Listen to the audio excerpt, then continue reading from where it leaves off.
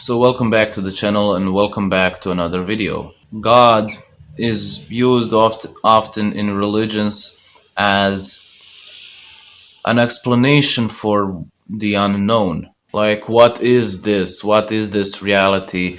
Who created it? And all sorts of questions like that come up. But notice that those questions only come up from the person.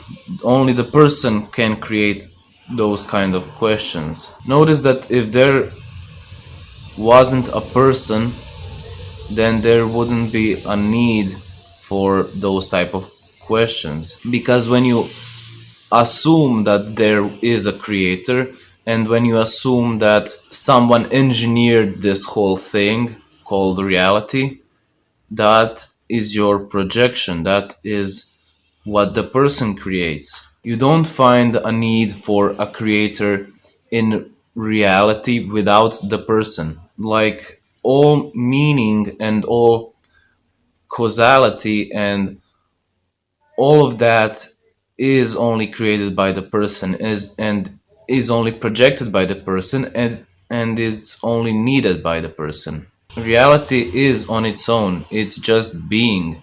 There is no need for explanation, because there is nothing to explain. You are the one who says that this is created by someone and engineered and everything.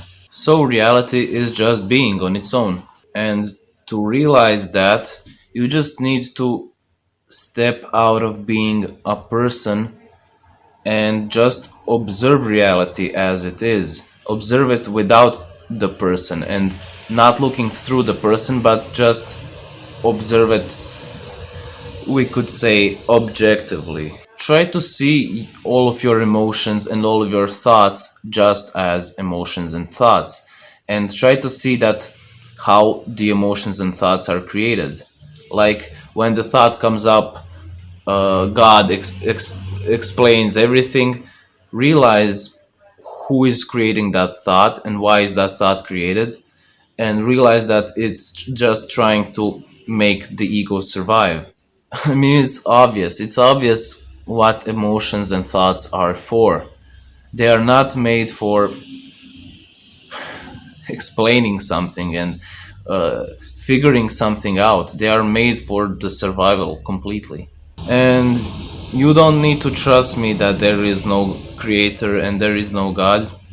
Just sit in silence and meditate, and you will realize that there is no need for God, and that there is no need for a creator, because there is no creation at all.